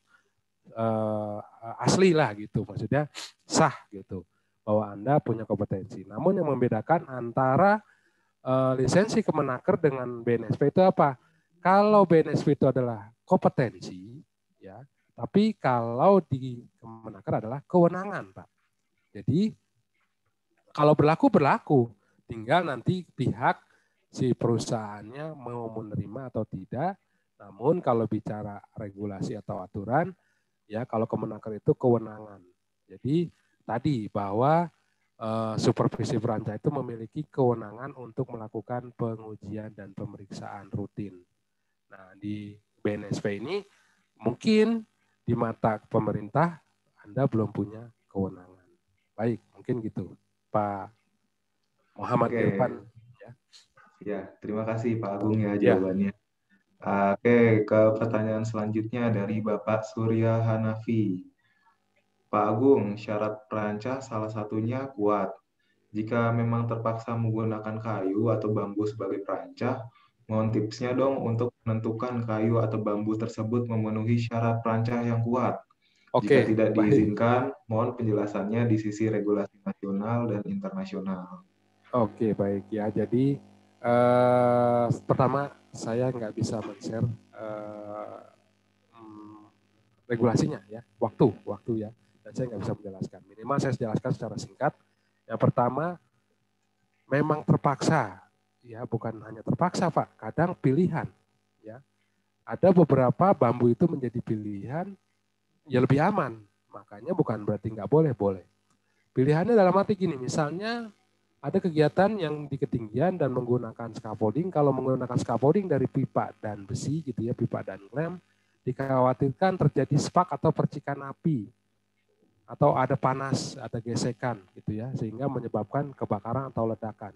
Sehingga lebih aman adalah menggunakan kayu dan tali. Gitu ya. Itu pilihan yang lebih aman kan gitu ya. Jadi bukan terpaksa dan boleh gitu ya. Jadi pertama itu masih menjadi pilihan yang aman. Kedua, pertanyaannya adalah apa tipsnya menentukan kayu bambu ya? Tipsnya kayu yang bambu adalah satu, kayu di Indonesia ini beragam-ragam namanya dan jenisnya. Ada kayu bambu, bambu hitam, bambu petung, bambu kuning, macam-macam gitu ya. Nah, tapi yang di sini disyaratkan dalam buku regulasinya itu adalah bambu yang usia atau umurnya tuanya sudah memenuhi kekuatan. Berapa dia? Apabila sudah lebih daripada 1 tahun. Ya, 1 tahun dia mulai dari ya, terlihat bambu kan mulai dari rebung gitu ya sampai tinggi. Nah, itu mulai dari 1 tahun ke atas minimum. Kemudian dari warna dan ketebalan. Nah, itu biasanya kemudian jarak dari antar buku-buku atau sekat-sekatan gitu ya. Kalau bambu kan ada sekat-sekatannya itu. Nah, itu jaraknya kalau semakin tua itu semakin mengecil, mengkerut gitu, Pak. Nah, itu disebut dengan jarak. Nah, memang saya tidak bisa jelaskan secara detail. Kemudian mohon penjelasan dari sisi regulasi nasional dan internasional. Nasional kita ikuti ada di SKB dan juga ada di dalam bukunya pembinaan Kemenaker non-blended training yang dulu, yaitu dari Kemenaker ada itu mengenai bambu. Ya. Untuk yang blended training ini sudah tidak kita bahas dan sudah tidak saya angkat karena memang yang membuat modul itu saya sendiri. Saya nggak angkat mengenai bambu ini, ya, karena sudah jarang juga digunakan. Oke, untuk standar internasionalnya Bapak bisa lihat regulasi dari Hong Kong itu banyak. Ya, kalaupun memang nanti ada, silakan kalau ini hubungi atau komunikasi dengan saya nanti. Atau ikut pembinaan lah, nanti saya kasih. Ikut pembinaan supervisi perancah sama media taman. Saya kasih nanti regulasi. Oke. Oke. Oke ya, terima Itu ada kasih. pertanyaan silakan. Oke, ada lagi nih Pak Agung. Pertanyaan dari Pak Ya, Sri silakan. Purwoko. Pertanyaannya seperti ini. Hal apa yang perlu diperhatikan dalam pengawasan waktu membangun perancah, Pak? Mohon tanggapannya seperti apa? Hal apa yang perlu diperhatikan dalam pengawasan waktu membangun perancah? Nah, di sini waktu membangun ya, berarti pengawasan saat membangun. Yang pertama adalah satu keadministrasian. Anda sebagai seorang pengawas, mengawasi keadministrasian dalam hal ini apa tadi? Prosedur tadi ada permit, ada JSA, ada gambar atau desain yang akan mau dibangun. Minimal itu keadministrasian. Yang kedua apa? Adalah lisensinya mereka. Mereka punya lisensi atau tidak. Karena pada saat ada kecelakaan kerja, ya, maka yang dipanggil itu pengawasnya dulu, supervisornya dulu. Di saat Anda nanti, kok Anda mempekerjakan orang yang tidak kompeten, Anda yang tidak punya kewenangan, ya sudah, Anda yang kena di situ. Ya satu dari situ. Yang pertama administrasi dan juga kompetensinya. Yang ketiga apa Pak? APD-nya. APD-nya apakah sudah sesuai atau belum? Ya sesuai peruntukan untuk bekerja di perancah, mendirikan atau membuka perancah atau tidak. Karena ada sekarang, dulu regulasi boleh pakai di ketinggian itu pakai seat belt. Sekarang udah nggak boleh kan, harus double lanyard. Nah, di situ masih ada apa seat belt? Banyak. Masih banyak digunakan seat belt. Ya. Baik. Berikutnya apa? Oke, sudah ya Pak Agung ya? Ya, sudah. Oke, saya bacakan pertanyaan selanjutnya ya. Oke, ini ada pertanyaan juga nih dari Pak Munir Dukhali. Selamat siang Pak. Untuk batasan ketinggian 2 meter, apakah tertuang di dalam regulasi? Ada Pak, di dalam Permen 180 tadi pasal 13. Silakan Bapak buka Permen Peraturan Menteri nomor 1 tahun 1980 tentang konstruksi bangunan di pasal 13. Tertuang. Oke. Nah, Selanjutnya pertanyaan dari Pak Muhammad Irfan Irianto. Pertanyaannya seperti ini. Mohon izin tanya Pak Agung, untuk menaik tangga di ketinggian berlaku ketentuan 3-point contact dan menggunakan full body harness double lanyar. Apakah pada saat naik tangga full body harness hook lanyarnya harus disangkutkan atau tidak perlu digunakan full body harness? Gimana tanya Pak Agung? Oke, Pak.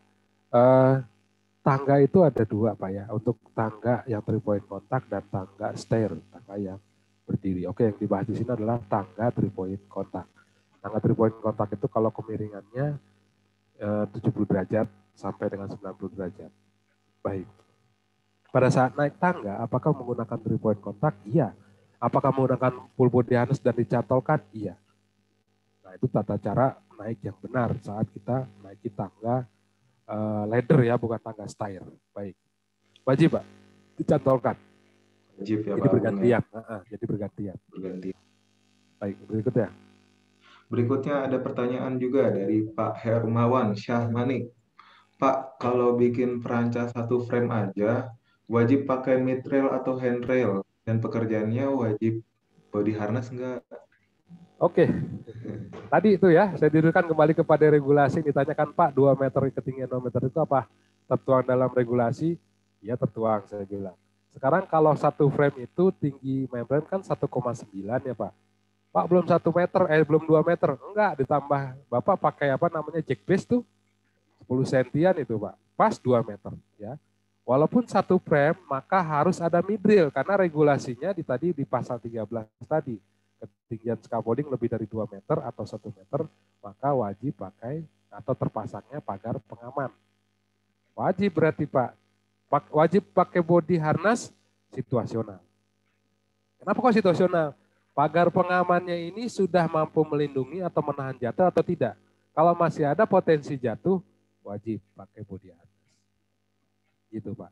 Ya, situasional. Kalau masalah body harness atau tidak. Kalau dia sudah ada pagar pengaman dan pagar pengamannya sudah tidak ada mungkin orang terjatuh, nggak wajib pakai body harness. Kalau masih ada potensi terjatuh, wajib pakai body harness. Oke, itu Pak Herman Sah ya. Hermawan Sah. Berikutnya.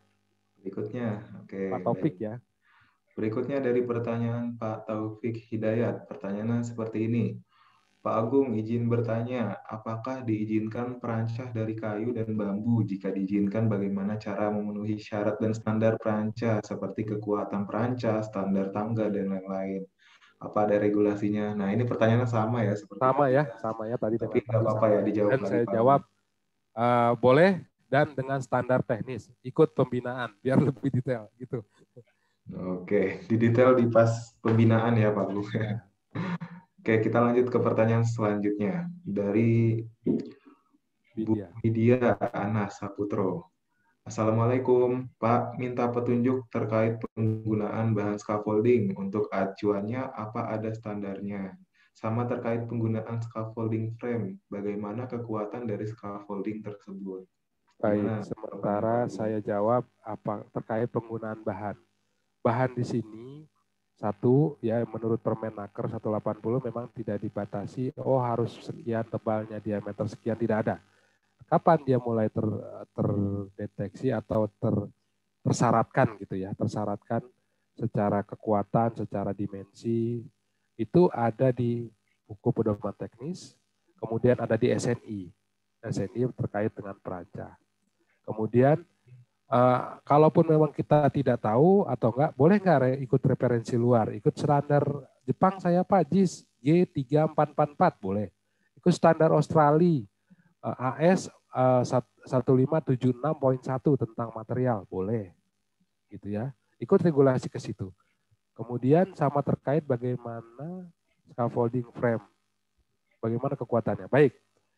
Untuk frame scaffolding, kalau kita bicara standar dari sisi material, sebenarnya udah nggak memenuhi standar SNI tadi. Karena di dalam SNI itu standar minimum untuk perancah tebalnya pipa itu adalah 2,4. Yang ada di frame berapa? 1,8 sampai 2 mili. Belum karat-karat dan lain-lain. Maka tidak memenuhi standar teknis. Dan standar K3. Norma K3 nggak memenuhi. Sehingga berarti nggak boleh Pak. Nggak ada aturan juga yang melarang frame scaffolding tidak digunakan. Belum ada. Tapi selama digunakan dengan aman, silakan. Nah, aman itu apa? Yaitu makanya tadi ikut pembinaan. Minimal saya jawab. Untuk frame scaffolding, satu bay atau satu section hanya boleh dibebankan maksimal 200 kg. Nggak boleh lebih. Cukup. Mungkin gitu. Kalau Ibu bicara atau Bapak di sini, bagaimana kekuatannya. Jadi saya jelaskan, maksimum satu bay atau satu section hanya 200 kg. Baik, kalau untuk detailnya referensi dari mana bisa 200, ikut pembinaan supervisi atau teknisi. Silakan, balik lagi. Pak. Oke, terima kasih Pak Agung. Ada juga nih pertanyaan Pak Dirgantoro. Seperti ini pertanyaannya. Di beberapa proyek konstruksi sipil, seringkali ditemukan pemasangan scaffolding yang dicampur antara tubular dan scaffolding frame. Lalu bagaimana cara menghitung tingkat safety-nya, Pak? Ya, keamanannya. Baik, jadi gini, Keamanannya. tadi saya sampaikan, beda antara rekayasa engineering dan mencampur. Kalau mencampur itu, bahkan pipa dengan pipa, tapi dicampur tebalnya yang berbeda-beda, itu nggak boleh. Tapi pada saat mengganti, mungkin merekayasa gitu ya, seperti pagar pengaman tadi, frame scaffolding itu kan nggak punya handrail ya, nggak ada handrailnya dia. Di rentalan nggak punya. Akhirnya gimana? Diakalin. Sebenarnya bukan ngakalin, itu merekayasa engineering. Ya, jadi diganti diklem dengan apa? Dengan pipa dan klem sehingga dibuatlah pagar, ada top rail, ada mid rail, baru diikat ke frame-nya yang di bawah. Tiang tegak 1 meter diikat tiang-tiang ke bawah. Itu bukan mencampur, merekayasa engineering. Kalau tidak digitukan lebih bahaya. Atau apa? Outrigger tadi, ya, penopang, penahan. Kalau nggak ditahan sama pipa, tumbang itu scaffolding frame-nya. Lebih baik dipasang itu daripada tidak. Makanya disebutlah rekayasa engineering. Kalau mencampur itu Bapak las, diadukan. Pipa yang galvanis dicampur, ditambahin di las. Itu namanya modifikasi, mengaduk. Gitu Pak. Ya, beda antara rekayasa engineering dengan mencampur atau memodifikasi. Itu pertanyaannya ya dari Pak Dirgantoro. Mudah-mudahan bisa terpenuhi. Oke. Pak Dirgantoro, semoga terjawab ya pertanyaannya.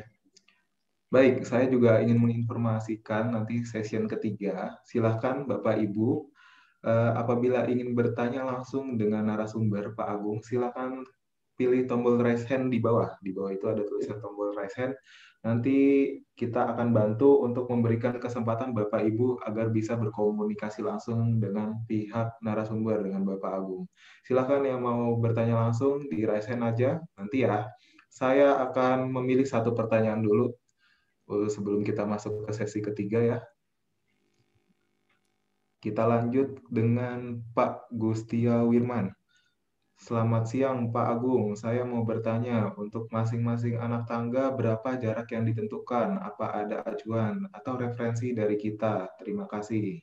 Oke, jarak antara anak tangga 30 cm setiap anak tangga. Antara 25 sampai 30 cm. Gitu, Pak. Referensinya dari mana? Kementerian Tenaga Kerja. Itu ada di Kepdirjen 74 tadi. Kemudian Kepdirjen, SKB di SKB 74 tahun 1986. Jelas di situ. Oke, ada lagi? Oke ya. Oke, ini sudah banyak ya yang ternyata mengangkat tangan raise hand ya. Saya pilih dulu ya. Oke, saya pilih dulu untuk yang berkomunikasi langsung dengan Pak Agung. Saya pilih Pak HSE Dirgantoro ya. Silahkan masuk ke bagian sini Pak HSE. Silahkan berkomunikasi langsung dengan Pak Agung. Boleh di-unmute. Ya. Halo, Bapak. Kalau tidak, kita oper ke pertanyaan yang lain ya.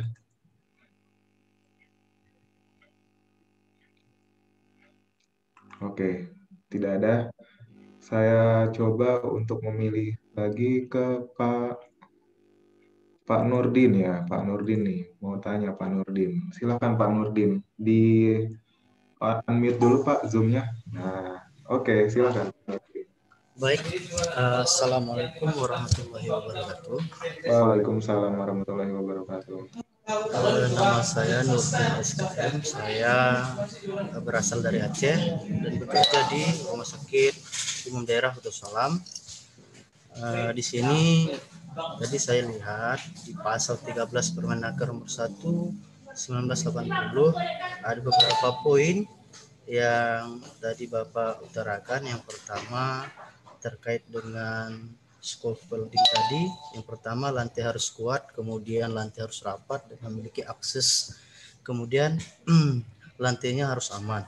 Nah, di situ juga tadi Bapak menjelaskan bahwasanya perbedaan antara teknisi dengan supervisi.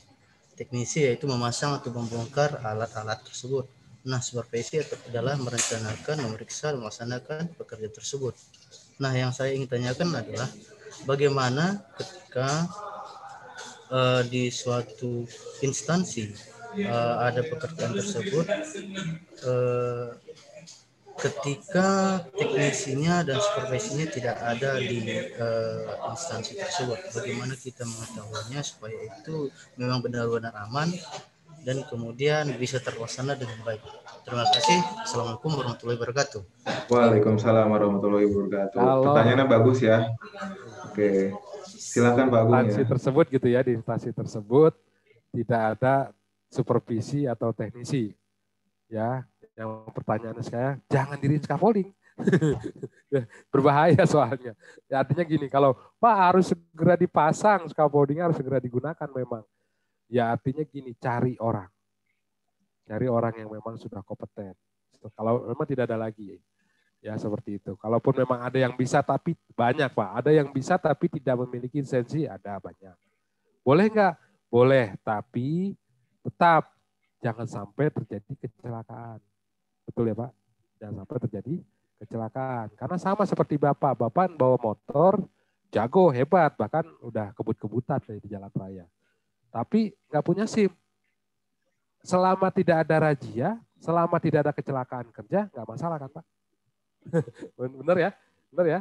Ya, jadi gitu. Sama begitupun lisensi. Di saat Anda ya bisa mendirikan scaffolding tapi tidak punya lisensi, ya boleh-boleh aja. Cuma pada saat ada kecelakaan kerja, apa hukumannya? Lebih tinggi dari orang yang punya lisensi. Lebih berat daripada orang yang punya lisensi. Apalagi kalau memang dia tidak punya salah. Yang punya lisensi nggak punya salah, lepas dia dari hukuman. Gitu. Itu Pak, ya. Jadi Anda boleh aja, cuman jangan sampai celaka gitu aja. Jangan sampai celaka. Baik, ada lagi silakan. Ada lagi Pak Agung ya, saya pilih lagi ya. Oke, saya pilih untuk pertanyaan selanjutnya berbicara dengan narasumber kita. Saya pilih Bu Widya Anasaputro. Saya masukkan ke dalam panelis. Silahkan Ibu atau Bapak ya. Boleh di-unmute dulu Zoom-nya Pak, suaranya. Cek sound, halo. Halo. Oke, sip. Silakan Pak. Selamat sore Pak Agung. Sore. Pak Agung. Biasanya kalau di high rise building ya atau di konstruksi sipil ya, biasanya kan teman-teman memakai itu scaffolding untuk barang atau shelter atau bisa katakan cantilever ya, Cantilever, oke. Nah, untuk penggunaan scaffolding tersebut jika menggunakan yang model frame, apakah diperbolehkan? Dan kalau memang tidak diperbolehkan, harusnya seperti apa? Kalau memang harus pakai bahan dari scaffolding, gitu Pak. Terus yang kedua, pertanyaannya terkait scaffolding frame, jika dibangun high rise building, kan kita biasanya ada kerjaan calling tower ya. Calling tower itu tingginya bisa sampai 10 sampai 15 meter. Nah, untuk sistem pemasangan metode kerja terkait scaffolding itu seperti apa Pak kalau ada pekerjaan seperti calling tower? Terima kasih Pak. Oke. Oke. Jadi pertanyaannya yang pertama ya. Pertama, untuk membuat cantilever. Jadi boleh Pak menggunakan frame dari bawah sampai ke atas. Yang penting frame itu jangan posisi tergantung atau menggantung, dia tetap landasannya tersambung, terconnecting dari atas sampai bawah, terus terconnecting dengan joint pin sampai landasan. Karena kondisi hanging atau tergantung itu tidak diizinkan untuk frame scaffolding. Nah, kalaupun memang cantilever, boleh Bapak menggunakan pipa sama klem. Jadi ada landasan yang keluar gitu, cantilever itu kan adalah bagian yang keluar gitu ya dari landasan atau punya pagar pengaman yang keluar dari strukturnya gitu. Yang itu disebut cantilever. Nah, cantilever inilah bisa bukan modifikasi tadi, direkayasa engineering, pakai klem, pakai papan asiba atau pakai catwalk-nya, tapi pipanya itu dikasih seperti bracket gitu ya. Nah, itu bisa, itu disebut dengan cantilever juga namanya. Cuma masalah nanti stabilitas, keseimbangan, Bapak analisa di situ. Ya. Pertanyaan yang kedua adalah ketinggian ya. Ketinggian untuk apa tadi pertanyaannya? Masih ada Pak? Ini masih ada? Belum sudah keluar? Nah ya, pertanyaan kedua saya ingat yang mengenai height risk building ya, ketinggian itu sampai dengan ketinggiannya itu 15 meter. Skema pertanyaannya itu bagaimana skemanya atau rancangannya? Sulit Pak, di sini saya nggak bisa share mengenai pen ya. Oh bisa, jadi iPhone pad screen. Jadi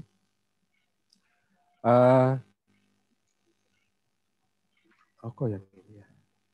Bentar saya keluar dulu deh. Jadi gini ya, tidak bisa saya jelaskan detail secara detailnya Pak. Ya karena memang satu dibatasi waktu. Ya baiknya sih untuk Bapak bisa paham ikut pelatihan deh. Ya terserah mau dimanapun gitu ya artinya.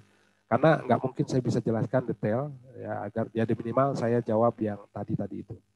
Yang boleh nggak? Boleh. Masih diizinkan. Frame scaffolding itu masih diizinkan dengan syarat tadi bahwa selama itu aman, dipasang, digunakan, dirancang dengan aman, nggak masalah, boleh.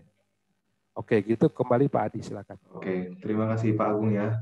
Ya. Oke, selanjutnya juga saya mau ambil satu dari Pak Lili Hazali ya. Silakan Pak Lili Hazali untuk bertanya.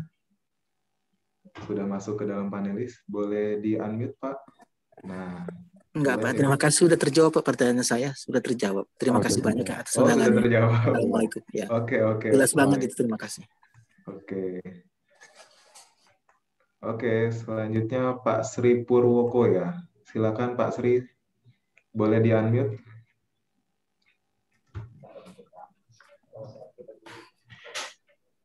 Mau tanya untuk dasar-dasar perhitungan dalam perancang itu apa saja nanti Pak? Diulangi Pak. Boleh diulang Pak Sri.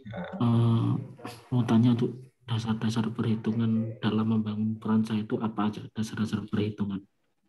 Dasar-dasar perhitungan dalam membangun perancang. Perhitungan ini perhitungan beban atau perhitungan material Pak?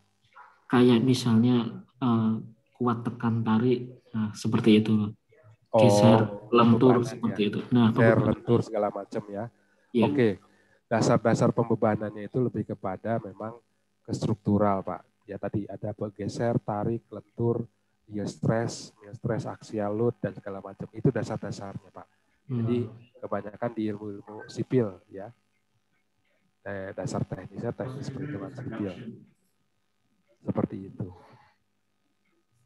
Ya itu makanya kalau dasarnya, makanya didapatlah tadi kalau mau Bapak mau hitung itu silahkan, karena mungkin materialnya mungkin dimensinya berbeda, diameter 2 in, 4 in, 5 in. Otomatis Bapak harus hitung ulang kan. Nah dasarnya dari situ. Ya ada desak, ya tekan desak, ada momen desak, gaya tarik gitu ya, kemudian macam-macam di situ ya di ilmu direct method analisisnya DAM. Silakan Bapak pelajari kalau memang punya dasar itu. Kemudian Kalaupun memang dimensi diameternya sama dengan perancah yang umum, yaitu 1,5 in, kemudian tebalnya dikurang 3,2, nah itu Bapak bisa ikut yang tabel tadi tuh, yang AS. Itu pembebanannya dari situ aja. Simpelnya, gampangnya itu. Tuh, kalau memang dimensi materialnya sama. Kalau berubah ya Bapak harus hitung DAM lagi, direct method analysis. Itu Pak Adi, silakan. Oke, baik. Terima kasih Pak Agung atas jawabannya ya. Ya, kita masih membuka kesempatan bagi teman-teman, Bapak Ibu semua yang ingin bertanya langsung dengan narasumber. Silakan dipilih raise hand di pojok kanan bawah. Di bagian Zoom meeting ada tangan diatasin. Nah, itu dipilih aja untuk bisa berkomunikasi langsung dengan Pak Bambang Agung Setiawan. Oke, saya masih akan membacakan pertanyaan-pertanyaan yang masuk ya. Ini ada pertanyaan lagi dari Bapak Beni Firmansyah. Pak Agung, selamat siang. Saya ingin bertanya, Pak. Saya pernah melihat posisi perancah di pinggir gedung, tapi dalam posisi tumpuan menggunakan Habim atau WF. Apakah hal ini diperbolehkan? Bila memang boleh, apakah standarisasi tumpuan scaffolding perancah tersebut? Terima kasih. Baik, saya pernah melihat posisi perancah di pinggir gedung, tepi ya, tapi dalam posisi tumpuan menggunakan Habim atau WF. Apakah itu dibolehkan? Boleh. Boleh, Pak. Bila memang boleh, apakah standarisasi tumpuan scaffolding atau perancah? Standarisasi, maksudnya saya bingung standarisasi. Jadi ini masuk ke kategori yang disebut bridge scaffold atau scaffolding jembatan. Diizinkan Pak, jadi mungkin karena posisinya tengah gantung, tadi saya bilang dia tidak boleh menggantung kalau yang frame. Kalau yang pipa boleh menggantung karena dia menggunakannya klem. Nah, kalau memang tipe frame maka dia harus bertumpu kepada benda. Nah, itu Habim boleh diizinkan dengan ketentuan Anda analisa Habimnya berapa, lebarnya, tebalnya berapa. Nah, itu bisa dihitung. Kuat nggak? Tergantung berbanding dengan deadwood dan live load tadi dari frame-nya. Itu Pak, boleh ya. Selama Anda yakin dan itu bisa kuat dari Habibnya atau WF-nya. Silakan, ada lagi. Oke, lagi Pak, ada pertanyaan masuk nih. Dari Bapak Fahril Hidayat. Pak Agung, untuk faktor angin apakah perlu dipertimbangkan atau mempengaruhi kekuatan perancah, Pak? Iya, bagaimana Pak. Tanggapannya? Iya, ada faktor angin mempengaruhi. Makin tinggi bangunan. Makanya ada yang namanya outrigger, ada angkur, ada sling, guys. Ya, jadi diikat ke scaffolding, ke konstruksi permanen. Karena faktor angin sangat mempengaruhi. Ya, jadi sangat mempengaruhi daripada kekuatan scaffolding. Ini salah satu contohnya. Terakhir nih ya Pak, mudah-mudahan bisa terputar. Udah masuk Pak Adi? Belum ya Pak ya, masih. Oke, sudah masuk. Udah, nah ini kan salah satu faktor penyebabnya juga angin. Pak. Ya lihat bergerak semua pohon di samping kanan kiri, itu kan karena angin ini. Nah lihat scaffolding kita ambruk, tumbang. Ya jadi itulah faktor penyebabnya. Perlu dipertimbangkan faktor angin Pak. Seperti itu. Ada pertanyaan lagi? Silakan berikutnya Pak Adi sambil saya tutup. Boleh di stop share dulu Pak Agung. Oke, kita masih akan menjawab pertanyaan-pertanyaan. Saya nggak bisa stop share ini. Oke, sudah. Oke ya. Oke, saya akan membacakan lagi pertanyaan yang masuk dari Bapak Dayu Dimas. Pak, izin tanya Pak, jika ada scaffolding pabrikan yang belum ada pelindung sampingnya, apakah kita boleh modifikasi sendiri? Dilas sendiri pelindung atau apa? dengan skrip? Pelindung samping, katanya. Jika ada scaffolding pabrikan yang belum ada pelindung samping, apakah kita boleh modifikasi sendiri? Dilas sendiri atau dengan skrip?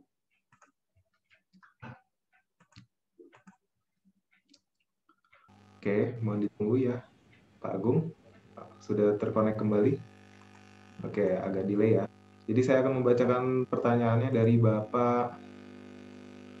Pak Dayu Dimas. Ini mohon maaf agak terputus-putus. Oke, suara saya sudah masuk Pak Agung? Oke, sudah. Ada pelindung sampingnya. Oh, maksudnya kuadril. Sudah kuadril. Apakah boleh kita memodifikasi sendiri, dilas sendiri atau dengan skru? Oke, kalau dilas tidak boleh Pak, itu namanya memodifikasi. Rekayasa engineering boleh. Ya tadi dengan pipa sama klem. Kalau Bapak mau bikin sendiri silakan. Ya tapi Bapak harus uji kekuatannya. Uji kekuatannya. Anda coba tes gitu ya. Nah itu kan perlu proses panjang. Tapi kalau Bapak pakai klem sama pipa yang diameter sama, itu sudah pernah kita lakukan pengujian. Jadi udah teruji. Boleh kalau dengan menggunakan. Kalau las sendiri sebaiknya jangan hindari, Pak. Itu namanya memodifikasi atau merekayasa yang belum teruji. Kalau Bapak mau uji, bawa lab silakan. Boleh. Oke gitu Pak Adi. Ada lagi silakan. Ada Pak. Ada pertanyaan masuk ya. Oke, ini dari Bu Indah Filia. Izin bertanya Pak Agung, jika pemasangan scaffolding frame setinggi 8 set, bagaimana perkuatannya? Jika ada pemasangan di atas atap, perancah apa yang baik digunakan? Oke, baik ya. Jadi yang pertama, pemasangan scaffolding frame setinggi 8 set. 8 set ini berarti 8 lip, berarti kurang lebih 16 meter. Sebagaimana perkuatannya? Perkuatannya tadi saya sampaikan ada 3 teknik. Yang pertama ada outrigger atau batang penahan dari samping. Kedua adalah tis atau angkur, adalah batang atau komponen pengikat kepada konstruksi yang ada di dekatnya di sampingnya. Seperti gedung, jendela, ada tiang, ada apapun. Yang penting scaffoldingnya tidak tumbang. Berikutnya yang ketiga apa? Yaitu sling atau ditali labram seperti menara. Bapak atau Ibu pernah lihat menara radio rig tinggi gitu ya. Itu kan ada sling di samping kanan kirinya 4. Nah, itu disebut tali guy atau sling guy. Tali labram lah. Nah, itu boleh. Jadi 3 teknik itu. Kemudian jika ada pemasangan di atas atap, perancah apa yang sebaiknya digunakan?